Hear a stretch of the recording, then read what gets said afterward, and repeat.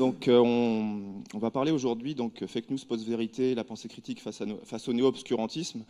On ne va pas commencer par une explication de concept sur ce que c'est que la fake news, la post-vérité, parce que ça a déjà été assez bien explicité lors du festival, par exemple, avec la projection du documentaire Une Fair Game. Donc, ça va surtout avoir un rôle illustratif, les fake news, et voir surtout comment ça nous amène à la pensée critique qui permet de déployer un certain nombre d'outils, justement, pour mettre un peu d'ordre dans cette post-vérité. Alors, on va commencer par une fake news assez célèbre, que vous avez sans doute vu passer. C'était une fake news lancée par le site Breitbart, qui, en gros, présentait, alors c'est à gauche, comment est-ce que le résultat de l'élection des États-Unis, et il présentait en gros que en rouge, c'était Trump, et en bleu, c'était Clinton. Et donc, on voyait les États-Unis présentés de manière totalement inondée de rouge, et donc, ça paraissait évident que Trump, la victoire de Trump était parfaitement légitime et qu'il dominait l'ensemble du territoire américain. Ça a fait un assez gros tollé aux États-Unis. Et donc, ils ont été très rapidement obligés de corriger cette carte qui était vraisemblablement fausse. Donc, ils l'ont corrigée et ils ont mis à droite une carte un peu plus vraisemblable de la réalité du vote, donc bleu Clinton et rouge Trump. Mais même cette carte-là, elle ne reflète pas véritablement la réalité du vote américain, puisque vous pouvez avoir des comtés où il y a eu du 51-49, des comtés où il y a eu du 80-20, etc., etc. Donc, une autre carte est encore sortie, plus chez Breitbart, mais pour corriger, qui représentait en un peu plus détaillé à quoi ressemblait le vote américain en faveur de Clinton et de Trump. On voit que ça se détaille un peu plus, mais même cette carte qu'on présente ici, qui se veut déjà un peu plus réaliste. Déjà, elle est un petit peu biaisée, parce que pour qui connaît le système électoral américain, il y a ce qui s'appelle le winner take all. Donc en fait, si vous avez 51 dans un État, vous prenez tous les grands électeurs. Donc ça veut dire que si dans un État, les sondages annoncent 80% Clinton, 20% Trump, les électeurs de Trump ne se déplaceront pas.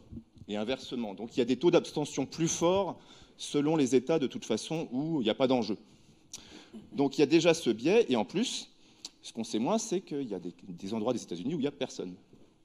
Donc, qui ne devraient pas être colorés ni en bleu ni en rouge. Donc, si vous voulez connaître la vraie carte, la vraie carte électorale des États-Unis, il faut que vous alliez au premier étage, dans l'exposition des cartes du monde, et vous avez en fait une carte détaillée où là, on tient compte des endroits des États-Unis où il n'y a personne. Et d'une certaine manière, c'est la carte la plus proche de la vérité électorale. Alors imaginez, vous êtes un électeur de Trump et vous allez dire, oui, en gros, vous essayez de dégrader l'élection de Trump, à force de trouver les endroits où c'est vide, les endroits où c'est bleu, etc. Donc là, je vais vous présenter une carte qui présente la dynamique électorale. C'est-à-dire, en gros, qu'est-ce qui s'est passé depuis l'élection d'Obama? Évidemment, quand vous basculez d'un camp à un autre, si vous basculez d'Obama à Trump, vous assistez à un raz-de-marée. En gros, plus les flèches partent vers la droite en rouge, c'est que Trump a gagné du terrain, et si ça part en bleu vers la gauche, c'est que Clinton a gagné du terrain. Donc vous avez une carte là où on est submergé, on a à nouveau un raz-de-marée de Donald Trump. Alors si vous êtes partisan de Clinton, vous allez dire oui, vous êtes bien gentil, mais elle a gagné le vote électoral. Elle a eu plus de voix que Trump aux États-Unis. Et donc là, on va sortir une carte qui est la carte des États-Unis en fonction des populations. Et là, on voit effectivement tout d'un coup que le bleu domine, évidemment, parce que Clinton, en fait, a cartonné dans les grosses villes et Trump est apparu d'une certaine manière comme le candidat des campagnes. Donc on pourrait dire que la réalité électorale américaine, c'est celle-là. C'est ce cartogramme qui représente le vote, entre guillemets, populaire, c'est-à-dire une voix, une personne, et chacun pèse pareil dans la carte. Mais à nouveau, il y a des gens qui vont dire « Oui, mais on ne peut pas résumer un pays à ses votants. » Surtout dans un festival de géopolitique, on va dire « Non, mais un pays, c'est des territoires, c'est des frontières, c'est des États. » Donc, quelle est la vraie vérité? Eh bien, il y en a qui s'en sont approchés. Ils ont créé une représentation des États-Unis en 3D. Où il y a à la fois, donc, on respecte les frontières, les comtés, etc. Et on représente le vote populaire. Et donc, on a cette magnifique carte des États-Unis qui permet de se promener. Alors, on peut zoomer, on peut changer l'angle, etc. Et ça donne une image des États-Unis assez, on va dire, réaliste. Oui, mais à nouveau, si vous êtes plutôt pro-Trump, parce que la grande question maintenant, c'est quel angle on va choisir pour regarder la carte puisqu'elle est en 3D. Bah, si vous êtes plutôt pro-Trump, vous allez la regarder comme ça, et vous allez dire, bah oui, c'est évident, c'est Trump qui a gagné, il est parfaitement légitime pour diriger les États-Unis. Et puis, si vous êtes pro-Clinton, alors là, c'est là que ça devient dangereux. Hop, voilà. Si vous regardez les États-Unis depuis la côte Est, oh bah là, c'est évident que Hillary Clinton domine les États-Unis. En gros, si on veut caricaturer, Trump, c'est le candidat des types qui sont dans les campagnes et dans les champs. Mais regardez, Hillary Clinton est la candidate urbaine des villes, etc. Et vu sous cet angle, évidemment, les États-Unis deviennent magnifiquement bleus, hein, avec Clinton qui a gagné. Donc comment est-ce qu'on fait, à partir des mêmes données, pour choisir le bon angle? Eh bien, l'angle, en fait, il dépend de nos croyances. C'est-à-dire que c'est notre croyance à vouloir voir que Trump a gagné ou de vouloir voir que Clinton a gagné qui va nous orienter vers telle ou telle vision de l'Amérique.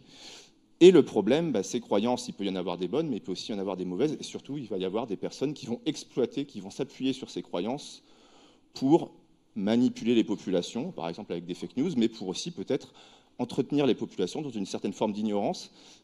Et c'est justement ce rôle de tenir compte et de lutter contre certaines croyances qu'on a inventé, entre guillemets, la pensée critique, et ça va être le sujet d'aujourd'hui. Comment la pensée critique a été amenée à traiter cette problématique des croyances et à lutter contre d'autres qui vont exploiter ces croyances. Donc, ça va être le sujet d'aujourd'hui. Alors, le premier intervenant sera Thomas Durand, de La Tronche-Chambier, qui va essayer de répondre à la question que tout le monde se pose depuis le début du festival. Donc vous verrez vite quelle est la réponse en question. Ensuite, on enchaînera avec Jean-Michel, Thomas Durand, donc de La Tronche-Chambier et de l'association Aztec. Ensuite, on enchaînera avec Jean-Michel Abrassard qui nous présentera comment cette pensée critique, ce mouvement sceptique s'est développé aux États-Unis. Et ensuite, on fera une transition sur les méthodes utilisées. Est-ce qu'on m'entend ? Oh oui, on entend bien, t'inquiète pas.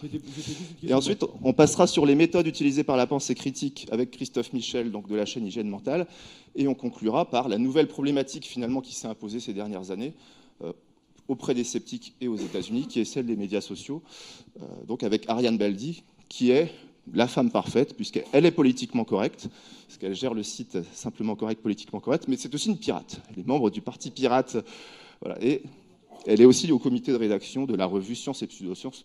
Donc c'est une sceptique pirate, c'est un OGM, on va dire. Voilà, et ensuite on passera à la partie modération, question du public, qui sera gérée par Vled Taplace de La Tronche-Chambier. Je laisse la parole donc à Thomas Durand, qui va répondre à la question que tout le monde se pose depuis le début de ce festival. Merci. Viens avec moi, je vais mettre là-bas, parce que j'ai pas totalement révisé mes slides, alors... Oui, donc je vais faire des blagues pour... Il va m'aider pour meubler. Donc la question pour cacher les choses. Qu'on se demande à entendre tout ça, c'est est-ce que les Américains sont stupides ? Évidemment, la question est stupide en soi. Mais on va voir pourquoi, parce que malgré tout, si on regarde bien, bon d'abord, on a cette image d'Épinal, du gros Américain gras avec son McDo et ses armes partout. Et de fait, ça ressemble à ça de temps en temps aussi. Donc, mais c'est un peu réducteur. Donc, on a quand même un pays avec beaucoup de créationnisme et beaucoup de climato-scepticisme. Oui. Et ça, quand on met ça par rapport au mot stupide, c'est cohérent. On a d'autres choses, on a beaucoup de conspirationnisme, on a un ethnocentrisme, du racisme. On a ça aussi chez nous, hein, mais on a beaucoup de ça aux États-Unis. Donc, est-ce qu'on peut avoir ce jugement sur les Américains comme quoi ils seraient stupides ou pas ? On va regarder donc créationnisme et le climato-négationnisme, enfin, qu'il faut rappeler, parce que c'est pas du scepticisme. On est sceptique quand on doute. Eux, ils doutent pas tellement, eux, ils sont sûrs d'eux, donc ils sont négationnistes. Donc, et on commence avec la théorie de l'évolution. Donc là, on a eu un rejet assez fort depuis longtemps, et on a eu même des procès réguliers sur les procès du singe aux USA, qui sont, je vous rappelle, la première puissance économique du monde, ou deuxième maintenant, enfin ils sont ex aequo. La première puissance technologique du monde, la première puissance scientifique, mais en gros c'est les premiers, quoi, c'est les plus forts. Et c'est chez eux, première démocratie aussi du monde, où on a des gens qui refusent de croire, d'accepter la théorie d'évolution. Alors que bon, en réalité, notre avis sur la théorie s'en fout, quoi. On s'adapte ou on crève, c'est ce que je veux dire. C'est darwinien comme principe. Donc voilà, donc c'est étonnant que cette puissance on ne va pas les prendre pour les crétins. Ce n'est pas les crétins, les Américains. Ils font des choses épatantes. Et malgré tout, on a ce rapport à la science qui est assez étonnant. On a cette idée que le monde est là à notre service. Donc c'est un petit peu le messianisme américain. Et alors que quand on est du côté de la science, on sait que la nature est amorale. Alors amoral, j'ai rien à celle-là. Amoral, c'est pas immoral. Hein. C'est juste qu'il n'y a pas de morale dans la nature. L'être humain n'est pas spécial. Alors on est tous très beaux naturellement, mais on n'est pas spéciaux. Et le message de Darwin, c'est qu'on va disparaître. Sûrement. Voilà. Donc écœurer nous protège. Et donc ça, c'est les choses contre lesquelles on a du mal. Donc achetez mon livre. Voilà, ça, ces choses-là, c'est compliqué. Tu sais que l'intérêt que je sois sur scène, c'est que moi je dis ces choses-là. C'est beaucoup moins gênant quand moi j'en parle. Attends, vas-y. Comme voilà. ça, tu dis achetez mon livre. Voilà, achetez mon livre, le sien. Alors, je sais plus. Et donc, voilà, bon, la question c'est comment se fait-il que nous, on est des êtres moraux s'il n'y a pas un mec au-dessus qui nous dit ce qui est bien, ce qui est mal. Donc ça, c'est la grande énigme, et la science bosse dessus, parce qu'en effet, on n'a pas de réponse toute faite. Bon. Et quand on regarde le niveau d'acceptation ou de rejet, on a des graphes. Vous aimez bien les graphes en géopolitique, alors du coup j'en ai ramené. Voilà, on a 3 niveaux. Donc là, en bas, c'est ceux qui pensent qu'on est là et que ce n'est pas à cause de Dieu. Ils sont minoritaires, ça monte un petit peu. Et puis on a les autres, notamment les purs créationnistes qui sont là, en vert, ils sont assez les plus forts. Hein. Voilà, ils sont à 40%. Donc on a, aux États-Unis, une majorité de gens, ou quasiment, qui rejettent totalement la théorie d'évolution. Rien que ça, c'est quand même flippant, quoi. Hein. Quand on regarde un petit peu comment ça se dispatche par rapport au niveau de religion, bah, le niveau de religiosité est un bon prédicteur de est-ce qu'on va accepter ou pas. Donc il y a une sorte d'incompatibilité, en tout cas culturelle, entre la religion telle qu'elle est pratiquée là-bas et la théorie telle qu'elle est comprise là-bas. Et puis on a le niveau d'éducation. Donc plus on est diplômé, plus on va avoir tendance à accepter la théorie, en gros, mais c'est pas suffisant. Et puis par rapport à l'âge, les plus jeunes acceptent mieux. Bonne nouvelle, on pourrait dire, mais ça va. Non, maintenant il faut que les vieux meurent, quoi.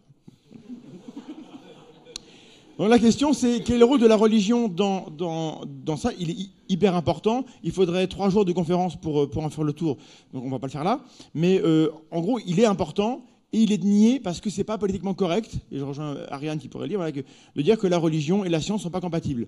Or, la compatibilité, elle est bricolée, quoi. Mais quand on regarde dans les faits, dans la psychologie et dans la sociologie, la compatibilité, elle est quand même assez difficile à obtenir. Parce qu'en gros, on a les données, voilà, qui sont là. La science dit ça quand on relie les points, mais les créationnistes voient ça autrement. Donc ils négligent des points, ils en inventent d'autres, et permettent, comme ça, ils croient à ce qu'ils veulent croire au départ. Et surtout, le problème qu'on a, c'est que ces gens qui veulent croire se sentent menacés et attaqués. Donc on a cette idée de « faith is under attack ». Tu peux le faire en anglais ? Non, en fait, j'allais m'asseoir parce que tu t'en sors très bien. Mais fais-le, mais oui. Mais enfin, fais-le. Garde ton micro. Ah, mais t'inquiète pas, je garde mon micro. Et tu me voles ma place. Je t'interromprai dès qu'il le faudra. Voilà. En fait, juste ces fauteuils sont très confortables. La stratégie de Vled, il voulait cette place depuis le début. Donc je vous demande de le huer. C'est cool. Donc il croit que la foi est attaquée. Il pense que la science est là pour les changer. Le but, c'est juste d'éclairer. Donc on a cette rhétorique de la victimisation. Et ils veulent absolument dire, voilà, vous avez votre avis en science, nous on a notre avis, il faut enseigner la controverse. Donc teach the controversy, donc on pourrait imaginer pour la Terre, hein, il faut enseigner que la Terre peut être plate et portée sur 4 éléphants sur une tortue. Après tout, c'est une théorie aussi, il pourrait l'enseigner. On pourrait enseigner l'astrologie. Après tout, l'astrologie, peut-être, on pourra en parler. Et puis enseigner que l'homme et les dinosaures ont vécu ensemble. Voilà. Après tout, c'est des points de vue. Et puisque la science dit autre chose, moi je veux pouvoir croire, je veux qu'à l'école on puisse enseigner ça. Donc on a cette idée de, comme ils sont amoureux de la liberté, et c'est très bien, ils veulent être libres de dire non à la science. Ce qui est terrible, c'est cette espèce de relativisme culturel qu'il y a, notamment ce relativisme religieux. Et est-ce que vous connaissez un petit peu le pastafarisme ? Tout le monde connaît le pastafarisme ? Qui ne connaît pas le pastafarisme ? J'allais expliquer quand même.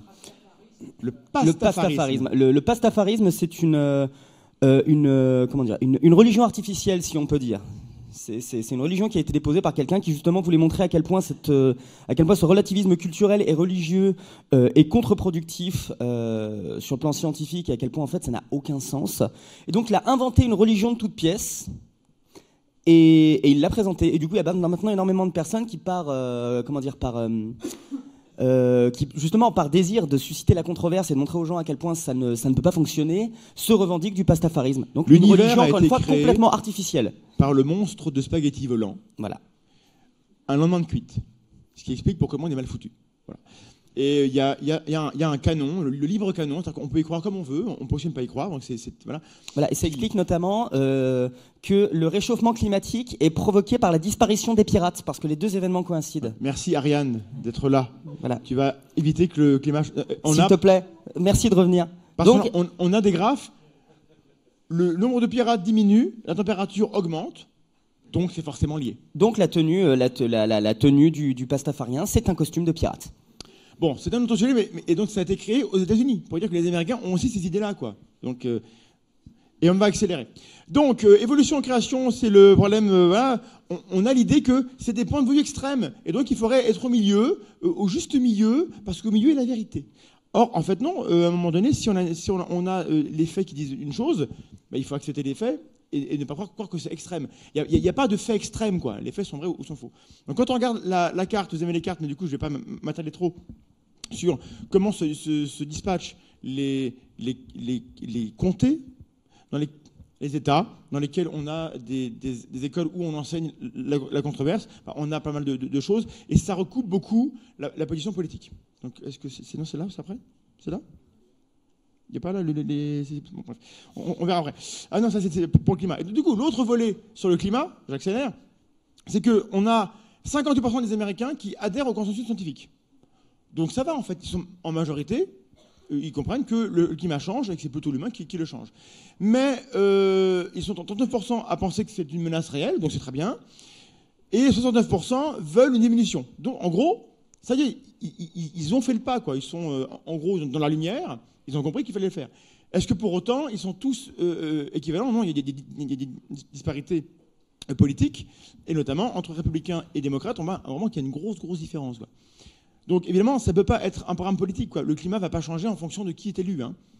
Mais il y a certainement tout un cortège de croyances d'un côté comme de l'autre, notamment la croyance que la Terre est là pour nous servir, nous, et que la Providence pourvoira à ce que la Terre se porte bien, qui est présente plus d'un côté que d'autres, sans doute, et d'autres croyances qu'on pourra évoquer. Quand on regarde les cartes, est-ce que le climat change, oui ou non? Les démocrates sont beaucoup plus nombreux à dire oui que non. Est-ce que c'est les humains? On a aussi une différence. Et c'est là que c'est important. Comment on se représente ce que dit la science? On a, à ce niveau-là, une croyance répandue, surtout chez les Américains, à cause de cette idée qu'il faut débattre de tout, que les scientifiques sont partagés. Il y aurait 50-50. Non, on a 97% des papiers qui disent que le climat change et que c'est dû aux êtres humains. Mais les républicains veulent croire qu'il y a controverse et qu'il y a 50-50, 50% oui, 50% non. Parce que dans les médias, on représente souvent 1 contre 1, et puis allez-y, débattez entre vous. Et donc on s'imagine qu'ils sont équivalents en poids par rapport à la science, ce qui n'est pas le cas. Voilà, donc on a ce rejet. Une théorie scientifique doit être débattue dans les bons espaces, et une tribu médiatique n'est pas le bon espace. Il y a un temps des médias, un temps de la science, et quand on n'est pas dans le monde de la science, on confond les deux. Et donc, le message que j'aimerais passer, c'est ça, c'est que soyez attentifs au temps dans lequel se produisent les messages que vous entendez. Est-ce que vraiment ça reflète ce que dit la science ou est-ce que ça reflète ce que disent les médias? C'est pas toujours pareil. Et là, un peu de pub, allez voir la chaîne. C'est bon ?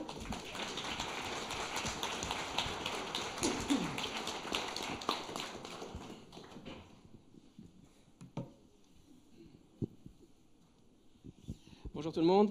Alors moi je vais vous parler brièvement du mouvement sceptique aux États-Unis par rapport à sa version francophone ou française, en tout cas qui s'appelle plutôt la zététique.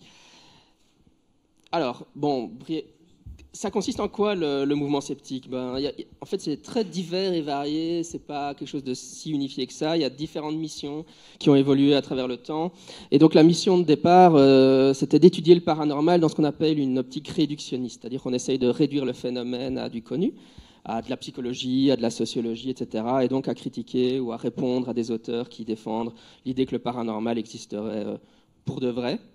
Et puis avec le temps, ça a changé. On a inclus dans le mouvement sceptique l'enseignement de la pensée critique. C'est entre autres pour ça qu'on est là aujourd'hui. évidemment contre-argumenter les pseudosciences, et d'où par exemple la présentation que vient de faire la Tronchambière, et les théories de la conspiration, comme évidemment on pense maintenant aux théories de la conspiration autour des attentats du 11 septembre, mais bien avant ça, ce qui faisait les news aux États-Unis, c'était les théories de la conspiration autour de l'assassinat de Kennedy.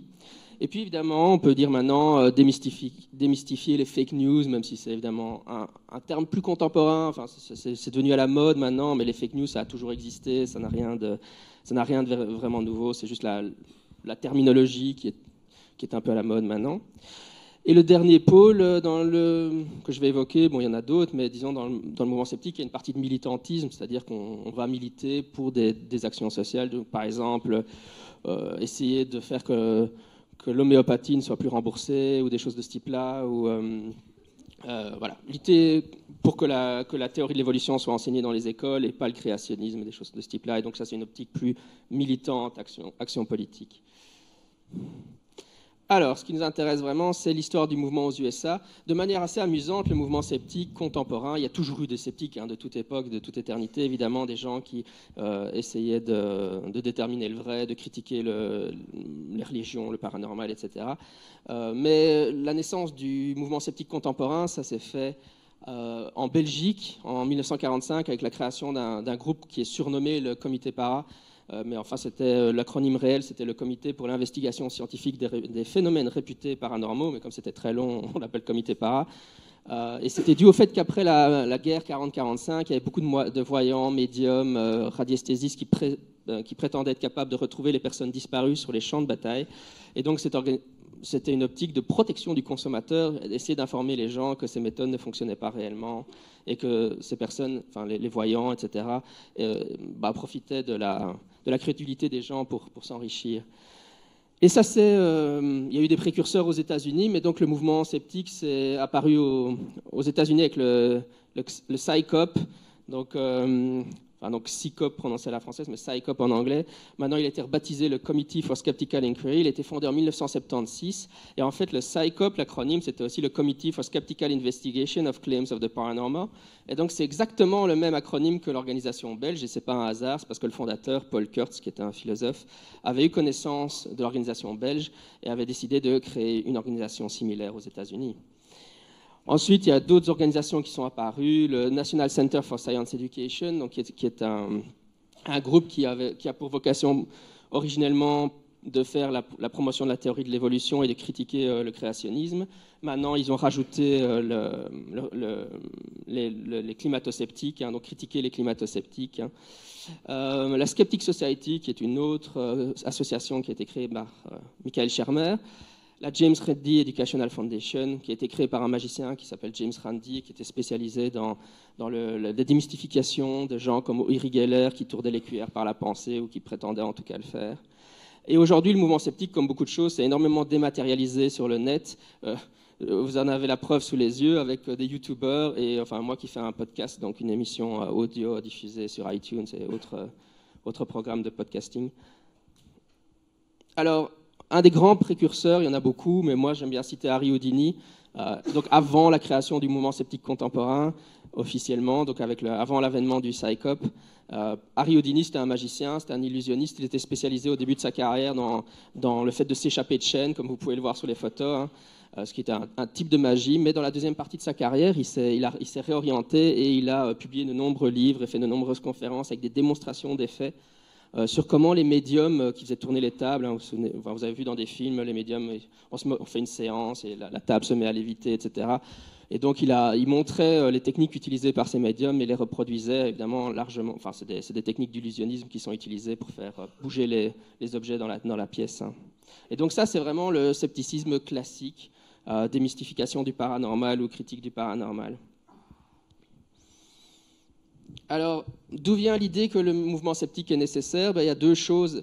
Il y a l'intuition, moi je les mets entre guillemets parce que avec le temps, je ne suis pas convaincu que ce soit vrai, mais on a toujours l'impression qu'il y a une montée des croyances, et particulièrement une montée des croyances dans le paranormal. Chaque génération de sceptiques trouve qu'à son époque, les gens croient vraiment des choses bizarres. Mais ce qui est marrant, c'est que si on regarde les sceptiques de chaque génération, ils ont toujours cette impression-là. Et donc, à l'heure actuelle, je pense qu'en fait, la croyance dans le paranormal et les croyances en général sont relativement stables à travers le temps. C'est juste une impression subjective qu'on est entre guillemets surpris et effaré des croyances étranges et bizarres qui sont dans notre culture, et donc on a l'impression qu'il y a une montée du paranormal. Et donc en réaction, il y a des groupes sceptiques qui se forment pour essayer de lutter contre ça. Et l'autre pôle, c'est donc évidemment la montée du paranormal, c'était que le Comité Para en Belgique et puis le Psycop aux États-Unis en 76. Et d'un autre côté, on a un autre type du scepticisme qui est Carl Sagan avec le documentaire Cosmos en 1980, et là qui mise sur plus la vulgarisation de la science, l'idée que les scientifiques ne font pas assez d'efforts pour faire connaître au grand public le contenu de la science, et donc on dit on va essayer d'informer mieux le public sur l'état actuel des consensus scientifiques. Voilà, donc c'est lui, Carl Sagan, c'est un astrophysicien extrêmement célèbre. Il a fait le fameux documentaire Cosmos, qui a été un des documentaires les plus populaires de toute l'histoire de la télévision. Et il y a eu un remake récemment avec Neil deGrasse Tyson. Et donc ça, c'est un autre exemple de grand sceptique. Donc je vous ai déjà présenté Harry Houdini, ça c'est Carl Sagan. Et donc pour terminer, quelles sont les différences entre les USA et la France? Donc je vous ai dit, en Belgique, on avait le scepticisme avec le Comité Para. En France, on a la zététique qui est apparue avec les efforts d'un physicien qui s'appelle Henri Brock en 1985. Il a commencé dans ces eaux-là à faire des publications dans des revues de pédagogie sur la nécessité d'enseigner la pensée critique aux élèves. Et par rapport aux Américains, on a aussi des spécialités locales, comme évidemment la psychanalyse, qui a eu, grâce ou à cause de Lacan, a eu une forte influence sur l'enseignement de la psychologie. Et donc, par exemple, pour les sceptiques et les zététiciens, maintenant vous vous rendez compte que c'est des synonymes. Enfin, en France, on dirait des zététiciens, la psychanalyse est un problème particulièrement important, alors qu'aux États-Unis, évidemment, l'enseignement de la psychanalyse n'a plus du tout l'importance que ça a chez nous, et donc c'est une spécialité locale. Aux USA, on parle pas de zététique, on parle de scepticisme scientifique. On peut dire que le fondateur est Paul Kurtz, qui est lors de la création du Psycop en 76. On voit que l'accent a été plutôt mis sur contre-argumenter les pseudosciences, parce que la spécialité locale, là-bas, c'est le créationnisme et le dessin intelligent. Alors que chez nous, à l'heure actuelle, la zététique a plus pour objectif d'enseigner la pensée critique. Et voilà.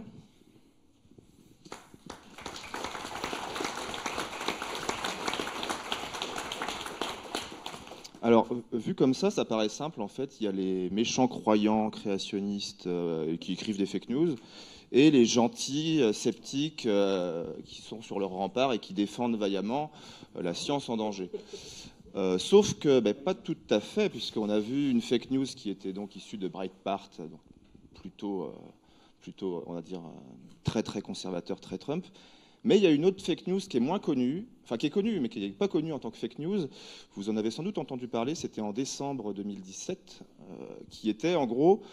Trump a passé pour consigne alors au CDC, donc le CDC c'est un peu une agence de santé publique qui régulièrement a besoin de nouveaux financements, et on a vu passer dans les journaux que Trump avait donné pour consigne au CDC que s'il voulait obtenir des nouveaux financements, il avait interdiction d'utiliser dans ses demandes, dans ses dossiers, dans ses titres, sur ses pages, les termes fœtus, transgenre, fondés sur la science, etc. Il y aurait eu les fameux 7 mots interdits par l'administration Trump auprès des scientifiques américains. C'est le Washington Post donc c'était pas n'importe qui, c'était le Washington Post qui lance cette news. Elle est reprise par tout le monde. Le CDC dément dans la soirée sur Twitter. Tout le monde s'en fout du démenti. Et on a le droit, dans les semaines qui suivent, à des manifestations. Et là, vous avez une manifestation de scientifiques bâillonnés. Et donc un hashtag, on essaye de faire passer la science sous silence, etc. La science est en danger aux États-Unis, etc., etc. Et un mois après, finalement, les choses se tassent, CNN mène l'enquête et se rend compte que pas du tout, il n'y a jamais eu de consigne de l'administration Trump auprès du CDC. Ce qui se passe, c'est que régulièrement, quand ils échangent entre eux au sein du CDC pour obtenir des budgets, évidemment, ils adaptent leur communication à l'administration en place. Et donc, entre eux, ils ont dit, ce serait peut-être pas terrible d'utiliser tel terme, etc. Mais c'est un discours très classique, en fait, qui existe à chaque fois qu'ils ont à renouveler leur budget. Et par exemple, alors vous irez sur l'article de CNN, hein, il y a des choses assez cocasses. Par exemple, sous l'administration Bush, il disait, on ne peut pas utiliser le terme obésité. Ça ne passera pas. Alors qu'est-ce qu'on peut faire? On va mettre obésité infantile. Ah bah oui, là, il faut sauver les enfants, c'est bon. Les gros adultes, ils peuvent mourir, mais les gros enfants, c'est bon. Et c'est des discussions qui paraissent assez cyniques, en fait, comme ça, mais qui est le quotidien de cette agence au moment où elle doit renouveler ses budgets. Sauf que parmi les échanges, les mails, à un moment, ils ont parlé effectivement de dire il faudra peut-être utiliser tel terme ou tel terme. Le Washington Post a transformé ça en il y a une consigne de l'administration Trump pour ne plus utiliser, et puis pas que le CDC, pour carrément l'ensemble des scientifiques américains. Et évidemment, c'était des termes basés sur la science, fœtus, transgenre, enfin c'était les termes actuellement. Et donc ça prouve une chose, c'est que déjà, on a été très nombreux ici, y compris, je pense, sur cette tribune. J'ai partagé l'info. Voilà, tu as partagé l'info, tu es dans le camp du mal. Donc. Ceci étant, je ne suis pas totalement convaincu que ce soit vraiment une fake news en tant que telle. C'est de la zone grise. Parce que ça, tu as des croyances, Thomas. Ça soulève un problème sur la manière dont on autorise les gens à parler de science. Donc c'est un vrai problème. Voilà. Donc, moi, par exemple, j'ai liké. Voilà. Mais de toute façon, je n'ai pas du tout fait l'effort d'aller vérifier si c'était vrai ou pas. Parce que l'histoire était tellement belle. Parce que ça faisait référence à 1984 avec les mots interdits. C'était Trump. Donc ça paraissait tellement évident que Trump allait faire ça, en fait. Et encore aujourd'hui, je n'ai pas envie d'aller batailler sur les réseaux sociaux pour démentir cette fake news, ou cette nouvelle abstraite. Et ça prouve bien une chose, c'est qu'on est tous, à notre niveau, quand ça nous arrange, acteurs des fake news, acteurs de la post-vérité. Et c'est pas si facile que ça de mettre les croyances d'un côté et protéger les nôtres. Et donc, ça suscite donc une forme de discipline et même une hygiène mentale. Et vous admirerez la magie de la transition. Je passe la parole à Christophe Michel.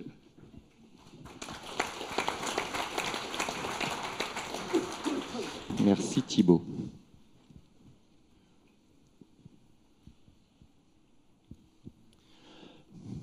Bien, moi je me présente, je suis formateur éducation aux médias et donc moi j'enseigne avec les moyens qui me sont disponibles à la fois la pensée critique et l'éducation aux médias, parce que je pense que ce sont les deux piliers qui vont pouvoir un peu essayer de faire bouger les jalons pour lutter contre ces histoires de fausses nouvelles, de rumeurs, de croyances, de fake news, etc. Moi, je fais le même constat que la tronche en biais, par exemple, sur le constat des fausses nouvelles qui circulent dans nos réseaux et de la propagande à laquelle chaque citoyen, comme moi, est soumise. Et je me suis investi dans l'association grenobloise qui s'appelle l'Observatoire zététique, qui, comme vient de l'expliquer Jean-Michel, avait au départ pour but de juste essayer de trouver des méthodes intellectuelles pour faire le tri entre ce qui est vrai et ce qui est faux. Principalement dans les sujets du paranormal. Est-ce qu'il faut croire à l'existence des fantômes, des ovnis d'origine extraterrestre, aux monstres du Loch Ness? Et puis sur les thérapies alternatives, qu'est-ce que je dois penser de telle thérapie qui m'a l'air étonnante? Je ne sais pas moi, l'acupuncture, la médecine chinoise, l'homéopathie, etc. Et de voir est-ce que la science peut essayer de faire des protocoles pour faire des mesures. Et j'ai l'impression que cette méthode, qui est utile pour essayer de se faire une opinion basée sur des faits, trier l'info et l'intox, elle est un petit peu indépendante du sujet et elle peut très bien être aussi utilisée sur les sujets qui intéressent les gens qui sont venus ici à ce festival de géopolitique, c'est-à-dire les affirmations de tel homme politique, l'efficacité de telle mesure gouvernementale sur tel aspect de la société, le chômage, la croissance, etc. Moi, j'y connais rien en politique, mais je vois bien que la méthode pour faire le tri entre le vrai et le faux, c'est un petit peu la même partout, ça repose sur avoir une bonne pensée critique et avoir un recul et une bonne critique des phénomènes médiatiques. C'est les deux choses qui me paraissent la solution, bien plus que de interdire aux gens de dire des fausses nouvelles, de légiférer sur le droit de chacun à dire un truc vrai ou faux, ou d'essayer de couper les subventions ou les publicités. Voilà. Donc moi, je suis plus pour le droit de chacun à dire des choses fausses, pour la liberté d'expression. Et ça doit s'accompagner par une bonne éducation du public, à l'éducation aux médias et à la pensée critique. Les deux exemples que venait de citer Thibaut sont vraiment caractéristiques. Et je vois bien que sur les histoires de cartes rouges ou bleues, les faits ne suffisent pas. C'est-à-dire que même si j'ai effectivement les vraies données, les vrais chiffres, selon si je présente la carte comme ça ou si je présente la carte comme ça, je sais très bien que ça va donner une impression plutôt pro-rouge, plutôt pro-bleu. Voilà. Et pour ça, ça me montre que les faits, c'est pas tout. Après, il faut encore arriver à les analyser et puis surtout à deviner comment les médias vont formater l'information et pour nous la faire passer. Moi, je veux pas être la personne de droite qui est là, qui est ouverte d'esprit, mais qui accepte tout et n'importe quoi. Ça, c'est la personne qui dit c'est vrai, je l'ai vu à la télé. Mais je ne veux pas non plus être la personne de gauche qui est là. Elle est fermée d'esprit, elle a déjà sa croyance, son opinion, sa thérapie alternative préférée, et rien ne la fera changer d'avis, même si on lui met des preuves sous le nez qu'il a tort. Moi, quand je dis que je veux être ouvert d'esprit, j'aimerais que ça ressemble à quelque chose plutôt à ça. Je veux pouvoir trier toutes les informations qui m'arrivent dans mes réseaux sociaux au quotidien et avoir une sorte de petit filtre de tri pour trier entre les choses qui ont l'air sensées, basées sur des faits, et les choses que je vais mettre à la poubelle. Et le fait d'avoir une passoire sur la tête n'est pas sans lien avec le pastafarisme.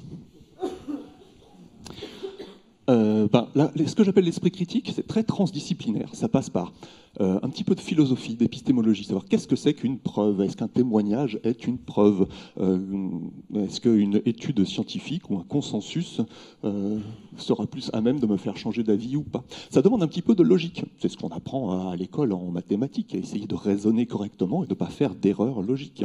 Ça demande aussi de connaître quelques arguments fallacieux les plus classiques. Ça, c'est les arguments qui se font passer pour de la logique, qui ont l'air convaincants au premier abord, et puis dès qu'on y réfléchit à deux fois, en fait, c'est pas si convaincant que ça. Par exemple, je sais pas moi, l'argument de la nature, qui voudrait que tout ce qui est naturel est forcément bon pour mon corps, alors que tout ce qui est chimique, fabriqué en laboratoire, est forcément mauvais pour mon corps. Bien sûr, il n'y a pas de relation entre les deux. La nature peut très bien créer des plantes qui sont des terribles poisons. Ça nécessite de connaître quelques biais de notre cerveau. On est tous faits sur le même modèle. Nos cerveaux raisonnent d'une certaine façon, qui était guidée par probablement un petit peu l'évolution des espèces, et connaître les biais dans lesquels on tombe tous et essayer de trouver des petites heuristiques, c'est-à-dire des trucs et astuces pour essayer de compenser ces défauts structurels de nos cerveaux, ça améliore notre esprit critique. Par exemple, le biais de confirmation m'a l'air d'être le pire des biais de notre cerveau. C'est le biais qui nous fait trier les informations, même factuelles et vraies, mais de ne retenir que les choses factuelles, vraies et basées sur les preuves qui vont dans notre sens, et de éliminer et mettre de côté toutes celles qui sont tout aussi vraies, factuelles et vérifiables, mais qui n'iraient pas trop dans notre sens. Voilà. Donc même quand on a les faits, ça ne suffit pas. Il faut aussi arriver à prendre du recul pour essayer de reconnaître qu'on raisonne de travers. Ça demande un petit peu de notion de probabilité. Il n'y a pas besoin d'avoir fait beaucoup d'études ni à la fac ni à l'école pour s'en sortir. Ça peut s'apprendre sur le tard, mais par contre, on ne peut pas y couper. Et c'est pour analyser une étude scientifique et essayer de voir ce qu'elle dit vraiment et ce qu'elle ne dit pas. Quand on remonte à la source, il faut se connaître un petit peu sur les analyses statistiques et pas se laisser avoir par les pourcentages, les valeurs relatives, absolues. On les confond beaucoup. Et puis surtout, là où je voulais en venir, c'est que ça demande aussi une composante de journalisme, d'éducation aux médias. Savoir comment remonter à la source de l'information, ça c'est apprendre à être un journaliste d'enquête pour essayer de retrouver la source de l'information en remontant le fil de la rumeur pour avoir l'origine de la rumeur. Et s'y connaître un petit peu sur le domaine de la presse, les médias, et comment les médias présentent les choses, et essayer de bien comprendre le modèle économique des médias, qui est basé sur la publicité, et qui donc fait en sorte que les journalistes ont toujours tout intérêt à montrer le versant sensationnaliste d'une histoire, plutôt que son versant tout à fait prosaïque et compréhensible par des raisons classiques, parce que ce qui est sensationnaliste fait plus de vues, qui dit plus de vues dit plus de revenus publicitaires, et c'est bon pour le journal. Et ça, c'est structurel, c'est même pas de la propagande pour essayer de faire passer une idéologie ou pour changer le monde dans un sens ou un autre. C'est juste que quand il y a deux explications, une qui est vraiment extraordinaire, sensationnaliste, surnaturelle, et une qui est tout à fait banale, on fait des articles seulement sur la version sensationnaliste. Le reste ne se vend pas. Voici un exemple, par exemple, de traitement médiatique de l'information scientifique. Ben ça, c'est des petits exemples et des trucs et astuces qu'on peut utiliser lorsqu'on fait de l'éducation aux médias, quels que soient les âges, hein, pas forcément les enfants, hein, ça peut se faire parmi les adultes ou n'importe quel citoyen. Voilà, par exemple, une publication scientifique qui dirait un truc compliqué avec des mots un peu techniques du genre « L'analyse spectrale des rainures des volcans de Mars révèle des traces de saumure liquide ». Bon, voyons que c'est difficilement compréhensible par le citoyen standard, le service de presse fait un communiqué de presse directement, le service de presse de la faculté, hein, où là, par exemple, disons, la NASA fait un petit rapport destiné aux journalistes.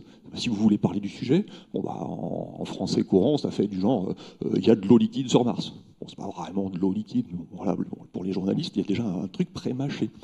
C'est pas une fausse nouvelle, hein, c'est juste une version un peu vulgarisée de l'histoire.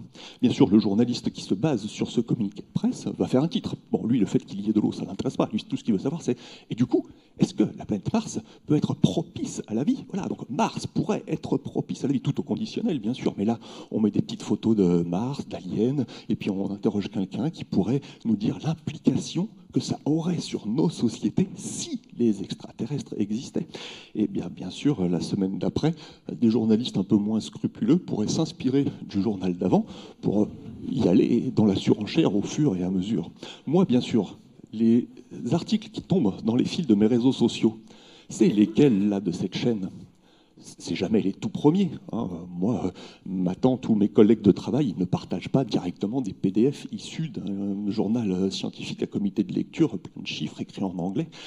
C'est toujours, bien sûr, les titres racoleurs qui arrivent dans mes réseaux sociaux. Du coup, la pensée critique, ou plutôt aborder les médias de façon critique, ça consiste à remonter le cours du courant pour essayer de remonter la rumeur et arriver à retrouver la toute première trace et la toute première nouvelle de cette chaîne du jeu du téléphone. Hein. Vous savez bien, le jeu du téléphone, au fur et à mesure où on raconte une histoire dans l'oreille de son voisin, elle se transforme petit à petit. En fait, moi, je ne veux pas juste me fier sur le tweet que j'ai tout au bout de la chaîne. Là, moi, ce qu'il faut que je sache, c'est de qui il l'a retweeté et lui de qui il tient ça et quelle est l'origine au fur et à mesure. Et puis, je ne veux pas juste le premier qui l'a mis sur les réseaux sociaux. Hein. Moi, je veux savoir de quel article ça vient.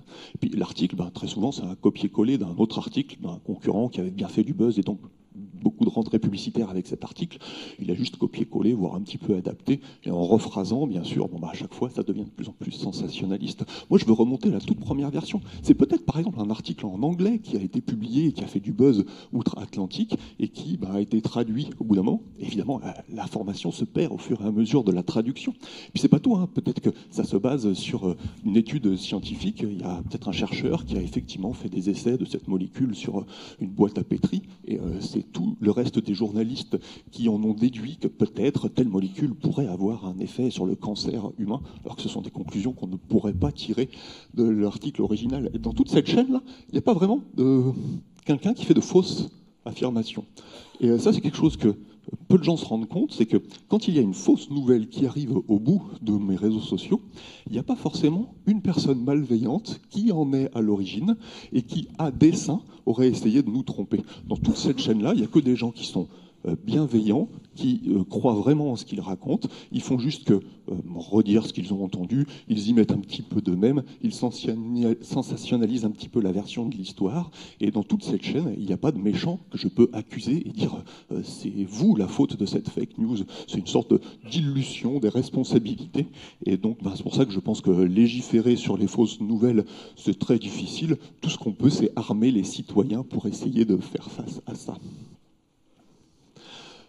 Comprendre qu'est-ce qu'un média vertical ou un média horizontal. Voilà par exemple à quoi ressemblaient les médias à la génération précédente, quand ma grand-mère allait acheter au kiosque à journaux le journal tous les jeudis. L'information qui était écrite par le personnage du milieu là, qui faisait son article, elle a été relue, corrigée. Il y a une personne qui s'y connaît en orthographe qui a vraiment tout relu le texte. Ça a été validé par le rédacteur en chef tout en haut. Et s'il se passe quelque chose aujourd'hui à l'autre bout du monde, je ne sais pas, un tsunami ou quelque chose comme ça, l'information, elle n'arrivera dans l'oreille ou l'œil de ma grand-mère seulement la semaine d'après, une fois que ça aura été croisé, vérifié, qu'on a un petit peu de recul, que ça a été relu. Je pense qu'on n'est pas plus bête et qu'on n'est pas plus naïf qu'avant. L'être humain, il n'a pas changé. Je pense que c'est nos rapports aux médias qui ont changé. Maintenant, on a de plus en plus de médias qui sont horizontaux. C'est-à-dire qu'on est chacun créateur d'informations. N'importe qui, même ma tante qui n'y connaît rien sur le sujet, peut avoir un blog sur Internet, avoir une interface tout à fait professionnelle, qui a un visuel qui ressemble tout à fait à un article qu'on pourrait lire sur, je sais pas moi, Le Monde, Le Point, L'Express, etc. Et elle peut donner son avis non éclairé et son opinion sur un sujet et avoir autant d'audience, voire même plus, que l'avis d'un journaliste d'enquête qui aurait travaillé sur le sujet, qui a signé la déontologie du journalisme. Et le fait que ces médias soient maintenant horizontaux, amplifiés par la caisse de résonance des réseaux sociaux, fait que le temps de vérification de l'information est devenu très court. S'il se passe aujourd'hui maintenant un tsunami à l'autre bout du monde, eh bien, il est très probable qu'une personne locale sorte son téléphone portable, prenne la photo de la vague gigantesque venant le submerger, et avant même que la vague arrive sur la plage, l'information peut très bien avoir fait 6 fois le tour du monde sur les réseaux sociaux. Cette information, elle n'a pas été vérifiée, validée avec le recul, et je pense que ce temps entre l'événement et le moment où le citoyen que je suis exige de l'avoir directement sur son réseau, vu qu'il est très court, c'est ça qui a changé et qui fait que maintenant il y a beaucoup plus de nouvelles qui ne sont pas factuellement vérifiées. C'est juste parce qu'on ne peut pas avoir de l'info continue et de l'information vérifiée. Les deux sont incompatibles. Si vous voulez de l'information vérifiée, il vous faut des sites et des journaux qui soient tenus par des journalistes professionnels, qui ont signé la déontologie du journaliste, qui font des enquêtes de fond, qui ont du recul, qui croisent des données. Et ça ne peut pas se faire là, dans la journée, le jour où il s'est passé l'événement. S'il y a un attentat aujourd'hui, c'est évident que c'est seulement dans quelques mois qu'on saura qui, quoi, comment, pourquoi. L'exiger aujourd'hui, c'est un peu de notre faute. Voilà, on exige un truc qui n'est pas possible. Si on arrêtait d'exiger l'immédiateté de l'info, peut-être que les médias se pencheraient plus sur des sujets d'enquête plutôt que de surfer sur des vagues de buzz. Un des gros problèmes de l'éducation aux médias, c'est l'effet boomerang. En fait, à quelqu'un qui croit quelque chose d'extraordinaire, là j'ai mis par exemple, je ne sais pas moi, la croyance en l'extraterrestre ou la Terre plate, mais ça peut être une croyance dans une thérapie alternative ou un fait politique d'actualité mondiale. Comment lui faire changer d'avis? Si jamais je lui montre des contre-arguments, en lui montrant qu'il a faux, je pense que ça ne change pas grand-chose. Ça fait rarement changer d'avis une personne de lui montrer des preuves qu'il a tort. Et même au contraire, si cette croyance elle était vraiment définissante pour la personne, que c'est sa vie, c'est son métier, il est praticien d'une thérapie alternative ou il est vraiment engagé dans son parti politique, en fait, attaquer la croyance d'une personne, ça le justifie à la défendre, puisqu'il est attaqué. Donc du coup, on a juste renforcé sa militance sans le faire changer d'avis. Donc là, échec total. À vouloir diminuer la croyance d'une personne, on n'a fait que l'amplifier. Ou encore, si une personne n'avait même pas connaissance de la fake news en question, et que je lui dise, tu sais quoi, en fait, les Illuminati, ça n'existe pas. Qu'est-ce qu'il va vous répondre? Il va dire, c'est quoi un Illuminati? Et du coup, je vais être obligé de lui expliquer. Je vais être obligé de lui dire, alors il y a des gens qui disent que, alors bon, c'est faux, mais voilà, maintenant, il a appris qu'il y a controverse. Il n'avait jamais entendu parler de ce truc-là. Maintenant, il sait que tout le monde n'est pas d'accord. 50-50. Encore une fois, on a bien sûr amplifié le problème.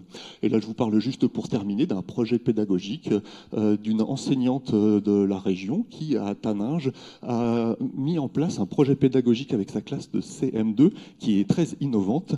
Et elle leur donne des cours d'éducation aux médias, de journalisme, un après-midi par semaine, toutes les semaines de l'année. Bon, c'est un volume horaire que, bien sûr, on ne peut pas reproduire dans des classes normales, mais comme classe test, ça nous permet de savoir qu'est-ce que pourrait donner un bon entraînement à ce qu'on apprend en école de journalisme. Et puis les résultats sont extraordinaires parce que j'ai pu aller les voir à la fin de l'année et leur soumettre des nouvelles. Donc je suis arrivé avec mon stock d'articles que j'ai piochés dans les réseaux sociaux, des trucs vrais et des trucs faux, et je les ai enregistrés, filmés, analysés, décortiquer, vérifier, aller sur Internet, croiser les informations, utiliser les moteurs de recherche pour se faire une opinion sur lesquels des articles sont de confiance, lesquels ne sont visiblement pas de confiance.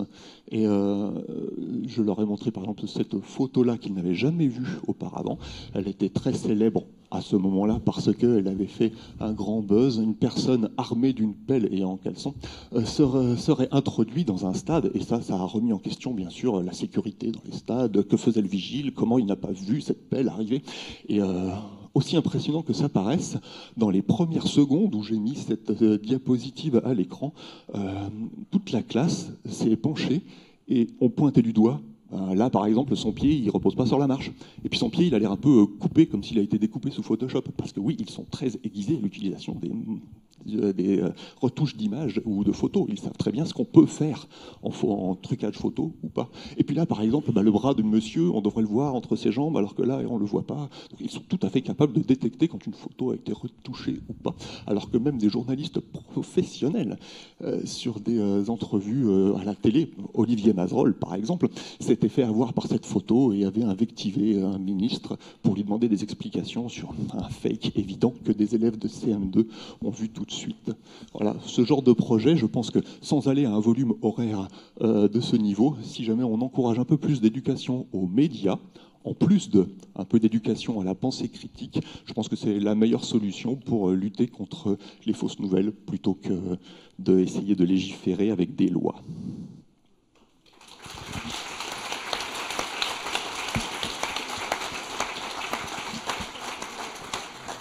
Alors d'ailleurs, une petite anecdote sur le traitement des médias eux-mêmes sur l'esprit critique. Canal+ a fait un documentaire, un reportage où il y a hygiène mentale, où il y a la Tronchambier, et le nom du reportage, c'est quand même La guerre est déclarée, quoi. C'est-à-dire que c'est maintenant la guerre entre la Tronchambier, hygiène mentale, etc., contre les ennemis, forcément, qui seraient...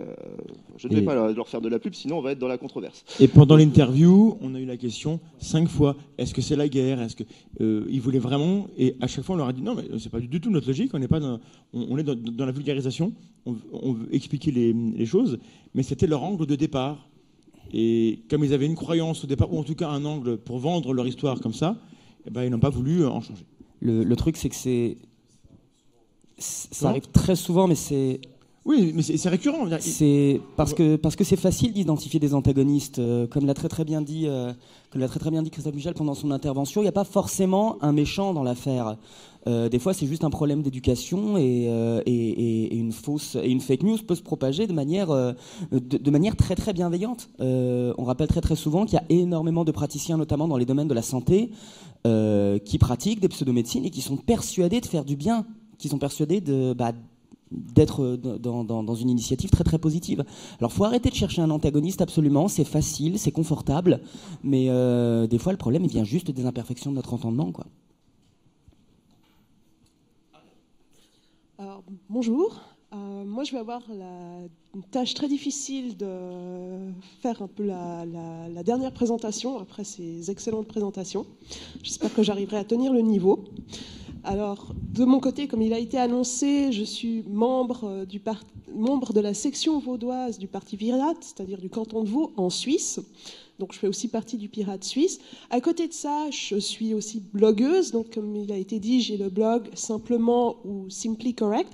J'avais fait en 2 langues, mais en réalité, je m'exprime quand même plus souvent en français qu'en anglais. Et d'ailleurs, ce blog va beaucoup changer parce que initialement, je m'intéressais justement beaucoup à la notion du politiquement correct, ou plus exactement du politiquement incorrect, qui je voyais depuis une dizaine d'années revenir constamment comme une espèce de slogan. Et je me suis intéressée à ça, mais progressivement, en fait, mon blog a dévié vers tout ce qui concernait en fait les fausses rumeurs au niveau scientifique. Et là, j'ai décidé en fait de faire une nouvelle plateforme qui discutera plus spécifiquement justement de la méthode scientifique. Mon but étant d'essayer de proposer une vulgarisation des différentes applications de la méthode scientifique dans les multiples disciplines, et notamment de voir comment elle peut s'appliquer en sciences sociales versus, entre guillemets, les sciences dures ou les sciences naturelles. Alors, de mon côté, moi, je vais commencer... Alors, je vais juste prendre le truc. Voilà. Non, pardon. C'est dans l'autre sens. Voilà. Alors, moi, je vais commencer avec une très grosse lapalissade. Les réseaux sociaux ont investi tous les domaines de notre vie quotidienne, aussi bien dans le relationnel que dans le matériel. Je dis ça, c'est juste pour poser le cadre très spécifique et les limites de mon intervention qui portera justement sur la question des réseaux sociaux. Et plus spécifiquement, je vais vous parler de la situation des mouvements sceptiques américains face à la déferlante de fausses rumeurs, de fake news, de alt-facts aussi, ça c'est une notion qu'on a peut-être moins entendue aujourd'hui, et évidemment de thèses pseudo-scientifiques sur les réseaux sociaux. Alors pour des raisons qui sont purement logistiques et le fait que j'aurais pas le temps de me lancer dans des grandes définitions, j'ai décidé de qualifier de sceptiques en fait les acteurs sociaux engagés dans l'application et la promotion de la rationalité ainsi que de la démarche scientifique. Et en phase 2, j'ai décidé de qualifier de tenants les acteurs sociaux ou les organisations engagées dans la création ou la diffusion de fausses nouvelles, de rumeurs et de thèses pseudo-scientifiques. Alors je sais que ça fera probablement hérisser les cheveux sur la tête de certains de mes camarades, mais malheureusement j'ai pas le temps d'aller plus dans les détails. Donc normalement je devrais pas comme ça tous les mettre dans 2 paniers différents, surtout que c'est des populations aux profils sociodémographiques et aux intérêts extrêmement variés. En fait c'est des mouvements très protéiformes et c'est justement ça qui rend aussi leur étude assez compliquée. Alors, dans le cadre de mon intervention, je cesserai juste préciser une chose avant de rentrer de plein pied dedans, c'est le fait que ces plateformes de réseautage social en ligne ne sont pas si nouveaux en fait que le dit le préambule qui présentait cette conférence. En réalité, ce qu'ils ont de nouveau, c'est surtout l'élément technique qui permet une diffusion transnationale, enfin au-delà de toutes les barrières, beaucoup plus rapide et massive, mais en réalité, elle représente avant tout une extension dans le monde numérique de pratiques qui existaient déjà auparavant sur d'autres supports, d'autres médiums. Par ailleurs, elles ont aussi tendance à favoriser 2 tendances qui sont très importantes ici. C'est notamment des pratiques de socialisation qui sont très courantes aux États-Unis, mais qui sont basées en fait ce qu'on appelle le communautarisme et l'entre-soi.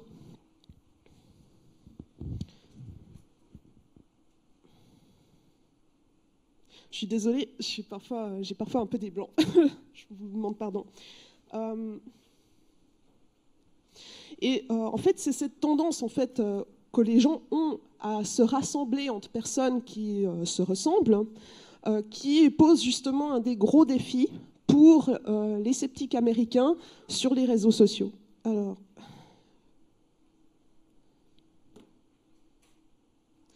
Alors depuis une trentaine d'années maintenant, on voit une forme de polarisation politique qui fragmente en fait la vie publique américaine et qui s'est beaucoup accélérée ces 10 dernières années.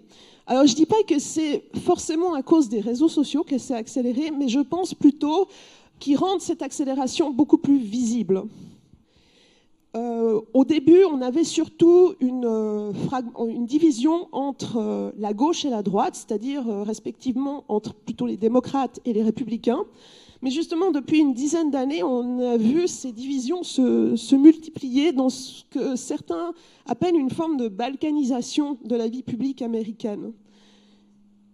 Et justement, cette balkanisation est liée à une multiplication de lignes de fracture qui ne se recoupent plus forcément uniquement sur un axe gauche-droite, en fait. Et ce qu'on voit, c'est que ces lignes de fracture, elles peuvent converger, elles peuvent diverger, elles peuvent se croiser, se recouper, parfois elles peuvent se superposer par moments. Donc, pour le dire un peu vulgairement, on a affaire à un sacré sac de nœuds, ce qui fait qu'il est extrêmement difficile de vraiment comprendre comment les gens se font leurs opinions, d'accord ? Et qui influe qui et dans quelle mesure.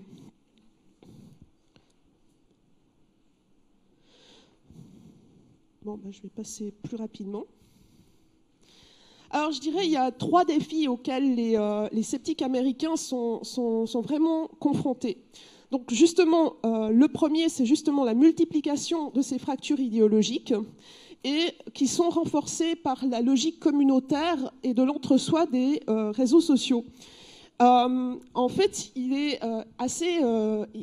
qui se passe, c'est que les gens vont avoir tendance à s'enfermer dans des communautés en ligne qui peuvent parfois d'ailleurs refléter les communautés dans la vie réelle dans laquelle ils vivent, et qui est une réalité d'ailleurs du fonctionnement de la société américaine. Les gens tendent à vivre dans des communautés où s'imposent des conventions, des normes, des valeurs spécifiques que tout le monde va s'efforcer au moins à la surface de respecter. Et ce qui se passe, c'est que du coup, avec cette logique communautaire et d'entre-soi, vous avez des gens qui peuvent se faire enfermer dans de véritables chambres d'écho et ne plus être en contact du tout avec des gens qui proposent une autre vision du monde. Et quand ces contacts se font quand même, il arrive très souvent que les discussions dégénèrent dans des espèces de rixes verbales qui se terminent par des claquements de porte où chacun se tourne le dos et retourne dans sa propre chambre d'écho en pensant que l'autre est un imbécile complet. Alors, il y a beaucoup de débats sur la manière de surmonter cette réalité, disons, qui est une réalité aussi psychologique et anthropologique. Et parmi les idées qui sont discutées, il y a certaines pistes qui émergent. Et parmi celles-ci, il est proposé notamment de faire preuve d'empathie, d'essayer de comprendre d'où parle son interlocuteur et quelles sont ses motivations, de laisser la place à une certaine expression émotionnelle et d'être transparent sur ses intentions de manière à établir une forme de connivence avec son interlocuteur, ce qui, sans forcément le convaincre de changer d'opinion, lui permettra quand même de s'exposer au moins à une autre vision des choses et peut-être de le faire bouger un petit peu. Parce que ce qu'il faut dire, c'est que le scepticisme, ou plutôt l'effort à la rationalité, c'est un effort constant qui nous concerne tous, et ce n'est pas juste un état qu'on peut atteindre comme ça en adhérant tout d'un coup à un certain nombre d'idées. Alors, le deuxième défi, qui est probablement, à mon avis, un des plus gros pour les sceptiques, c'est de trouver le juste milieu entre le scepticisme et une communication idéale en ligne. Alors, le problème, c'est que les communications en ligne, notamment sur les plateformes web, sur les plateformes de réseau social, mais aussi sur les sites web qui doivent être bien référencés en ligne, c'est qu'il faut que ces contenus respectent un certain nombre de règles.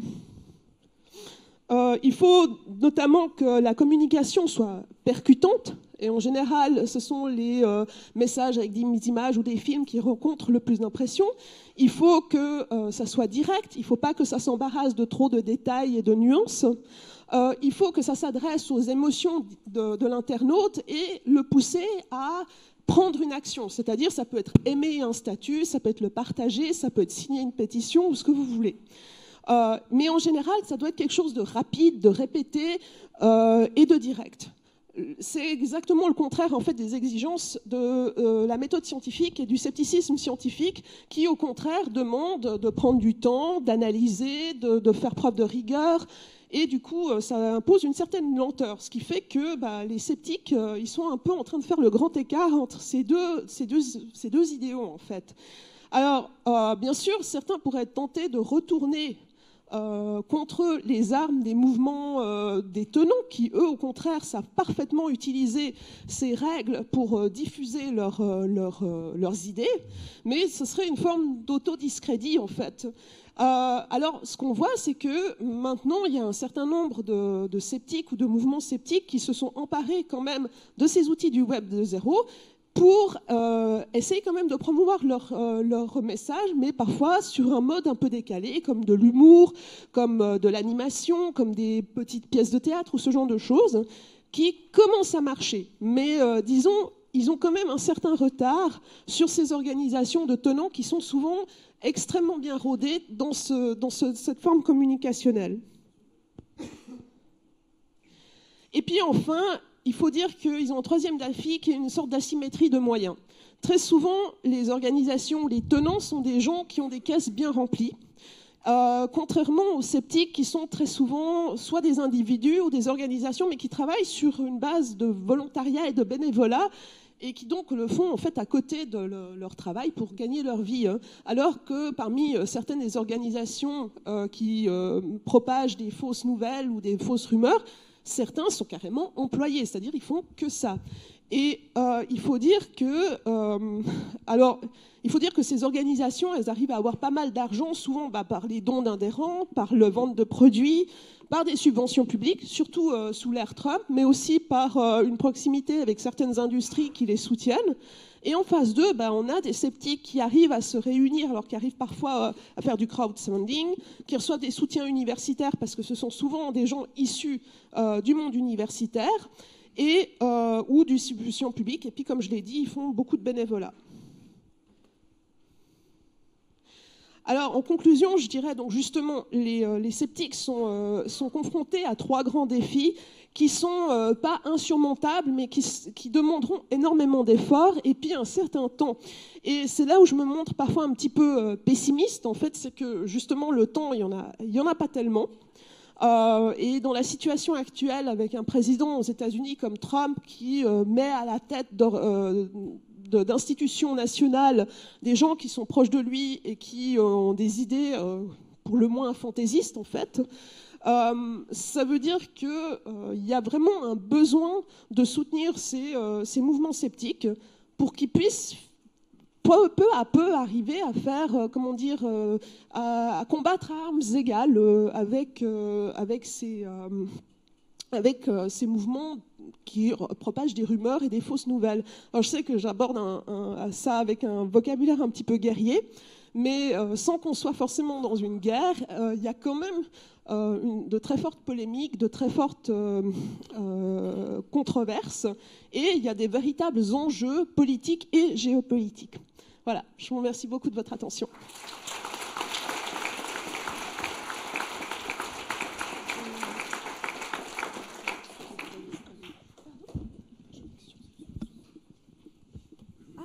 Très bien. Et du coup, il nous reste quelques minutes. Alors maintenant, il y a des micros qui vont circuler pour que vous puissiez poser des questions sur ces différentes interventions. Bonjour. Bonjour. Ça fonctionne, oui. Merci pour vos interventions qui sont toutes aussi brillantes les unes que les autres. Et on voit qu'on n'est vraiment pas dans le monde des bisounours. Moi, je me demande par rapport à toutes ces nouvelles, tout ce qui circule, les avalanches de choses qui circulent, si notre pire ennemi, ce n'est pas nous-mêmes.